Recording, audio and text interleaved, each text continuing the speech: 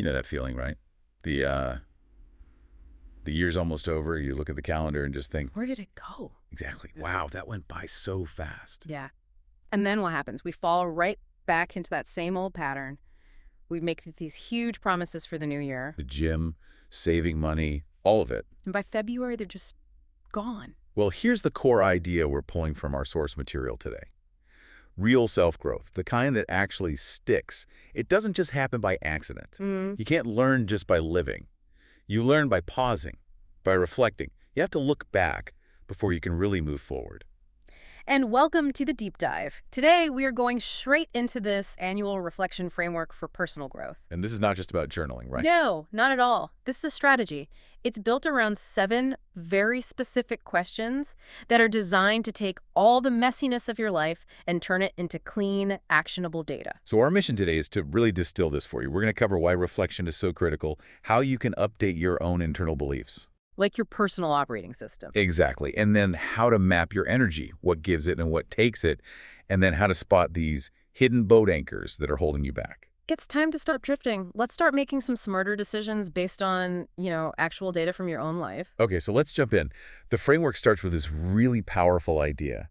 It asks you to imagine 2 people who live the exact same year. Identical. Same job, same wins, same failures, everything. Person A just kind of rolls into the next year. They're tired, they're busy, they just keep going. In person B, they do something different. They take one single day to stop. Just one day. They look back and they actually analyze what made them happy, what made them sad, and more importantly, why certain things failed. And the advantage person B gets from this one day is, it's huge. It's not that they're smarter or more talented. No, not at all. They just have better information about themselves, Yeah. clearer data. Most of us are just drifting with a fuzzy idea of what we even want. That clarity is everything. It's the ultimate shortcut. And what I love is that the barrier to entry is so low. You don't need some expensive coach. Right. You just need a pen, some paper, your calendar, and, a quiet morning with some coffee. So if it's all about the data, why is doing this kind of reflection more valuable than just being, say, naturally intelligent or successful? Why can't you just think your way through it?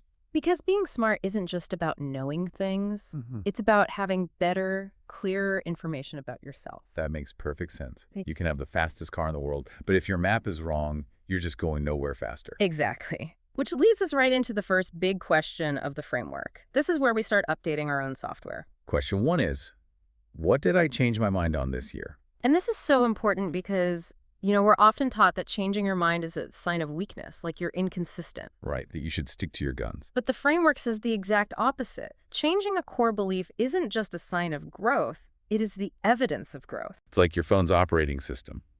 If you never update it, it gets slow, buggy, and eventually just can't run the new apps. Perfect analogy. If your beliefs are the same as they were on January 1st, then you haven't really grown. You're running on old software. So how do you find those belief shifts? There's this great little technique called the Calendar Cringe Test. Yeah. You literally open your calendar to, say, January or February. And you look at what you were doing, the meetings, the projects you said yes to. And you just ask yourself, does this make me cringe a little bit now? That's brilliant. That cringe feeling is a positive signal. It means your current self is smarter and has better boundaries than your past self. You've learned something. I can totally relate to the author's example on this one. They talked about starting the year believing that being busy meant being successful. Saying yes to every coffee meeting, we've all been there. Yeah. And now they realize an empty calendar isn't lazy. It's space for deep work. I have to admit, I still struggle with that. Yeah. The whole idea that saying no means I'm going to miss something big. Oh, for sure. That scarcity mindset is tough to shake. It goes against everything hustle culture teaches us. It really does. So, okay, you find the cringe, but what's the actual action step here? What does the framework say to do? You write down 2 or 3 things you used to believe that you now know just aren't true for you. Got it. So from there, the next section moves from beliefs to the practical mechanics of your life. It's all about energy. Yeah, the core idea here is that success isn't just about discipline. It's not about forcing it. It's about maximizing your energy. Which brings us to question 2. What created energy this year? This is where you do what they call the calendar audit. You go through your schedule and you mark everything that filled you up in green. And they break it down into 3 types of energy, which I found really helpful. Me too. First is work energy. You know, those tasks where you just lose track of time, flow state. For me, that's writing. Then there's personal energy, hobbies, running, cooking, whatever recharges you. And third, this is a big one, people energy. Who do you talk to that leaves you feeling lighter, more optimistic? Yeah, that's crucial. And the key tip they give is to judge the activity by how you feel after you do it, not during. Right. A hard workout might feel awful in the moment, but if you feel amazing afterward, that's a green item. Which, of course, leads right into question 3. What drained energy this year? These are your red items, and we all know what these are. The back-to-back meetings, the admin work. And I love this term they use, shower people. Isn't that great? There's people who are so negative or draining that after you talk to them, you feel like you need to, wash it all off. Totally. So you identify the drains, Mm-hmm. but you can't always just eliminate them. Exactly. So they have a simple 3-step process. First, eliminate what you can. Just stop doing it. Second, delegate. Give it to someone else or even an AI tool. And the third one is my favorite, redesign. You change how you do the task. The example they gave was so simple but so smart. The author hated long phone calls inside, so they redesigned them as walking calls. And just like that, a red item becomes a green one. A draining task becomes an energizing walk. It's all about changing the context. So if you're doing this audit, how can you be sure you're picking a real energy creator and not just like a distraction? You have to judge it based on how you feel after it's over, not the temporary rush you might get during it. Welcome back to the deep dive. Okay, we're moving on to question 4, and this one. This one asks us to look at some of the tougher stuff. It does. The question is, what were the boat anchors in my life? And I think this analogy is just, it's perfect. Imagine you're in this powerful boat, engine running, sails up, Everything looks right. but you're barely moving. You're just dragging through the water. Why? Because there's this huge, heavy anchor hidden under the surface. And these anchors are almost never simple problems. They're usually these deep-seated beliefs or bad habits we don't even notice anymore. They're way harder to spot than just, a meeting you don't like. For sure. And the framework points out a couple of common ones. First, there's the I can do it all anchor. Oh, I know this one well. The entrepreneur or the manager who just won't delegate because their ego says, only I can do it right. And it's so limiting. It caps their growth and the growth of their whole team. The other big one they mention is the toxic information diet. Just hours spent scrolling through angry news or social media drama. It feels like you're staying informed, but it just fogs up your brain. It's dead weight. So, if these things are so hidden, how do you find them? The source gives 2 questions. First, what's the one problem I complain about all the time but never actually fix? And second, where do I consistently feel stuck? Wow. I mean, just imagine the speed you'd gain. Right. If you cut just one of those major anchors instead of trying to stack on 10 tiny new habits. It completely changes the math on self-improvement. It Yeah. really does. So if an anchor is that hard to spot, what's the best litmus test to find it? It's that recurring complaint, the thing you keep talking about year after year but never address. That's the anchor chain. Okay, that leads us to question 5, and this one takes some real honesty. What did I not do this year because of fear? Fear is, without a doubt, the #1 enemy of growth. But I love the way they reframe it here. Fear usually just means you're inexperienced, not that you're incapable. We were all afraid to drive a car once, Fear is just a lack of data. And to get that data, they bring up the fear setting exercise.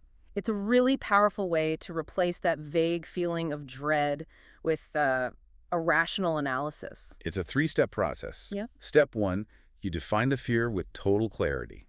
I'm afraid to start a YouTube channel. Step 2, what's the absolute worst case scenario? Maybe a few people laugh at you, you waste a little time. Right.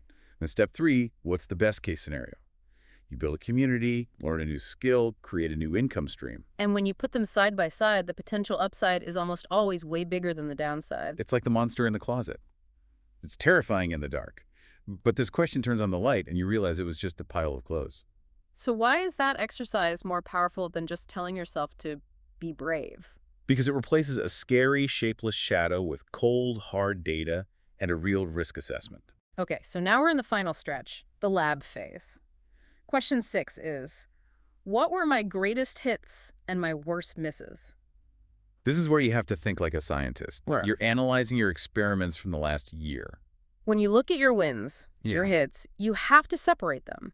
Was it just luck, like finding $50 on the street? Or was it Repeatable. Like you got fit because you hired a coach and followed a specific process. You had to focus on the repeatable stuff. And you do the same thing for your misses. You separate the learning misses, where you failed but gained something valuable. From the avoidable misses. Yeah. The failures that came from laziness or, this is a big one, from ignoring your gut feeling. Yeah, that example they gave about working with a client even though they had a bad feeling from the start. That's so relatable. The lesson there was crystal clear. Trust your intuition with people. That's the real win from that failure. Which brings it all together in the final question, number 7. What did I learn this year? This is where the patterns become a plan. And the key is to be super specific. No vague goals. You have to use their format. I learned that insight, which means that I should action. Can you give one of the examples? I thought they were great. Sure. I learned that I have the most mental energy in the morning, which means that I should do my hardest work before 10 a.m. Or I learned that scrolling social media makes me feel anxious, which means that I should delete the apps from my phone on weekdays. It's so direct. Insight, then action. The last one was about fear. I learned I avoid public speaking out of fear, which means I should join a speaking club in January. See, it turns a wish into a rule based on your own data. The final step is just to pick your top 5 or 10 of those and make them your non-negotiable rules for the new year. And if you do that, you're basically programming guaranteed growth for yourself. So if you're doing this and you have, huge wins and really painful losses, where should you focus your analysis? You prioritize 2 things. The repeatable hits, so you can do them again, and the hard lessons you learned from the avoidable misses. And before we wrap up, there's a really interesting bonus tool they mention, which feels very 21st century, using AI as a neutral observer. This is fascinating because we all have blind spots about our own lives, right? We're too close to it. Exactly. So you can use a tool like ChatGPT to act as a kind of analytical life coach. It can spot patterns that you're just too emotional to see. It's not about advice. It's about unbiased pattern recognition. Right. And the process is simple. You can just paste in your journal entries or your answers to these 7 questions and ask it to analyze them. And you ask it specific things like, what's my biggest source of energy?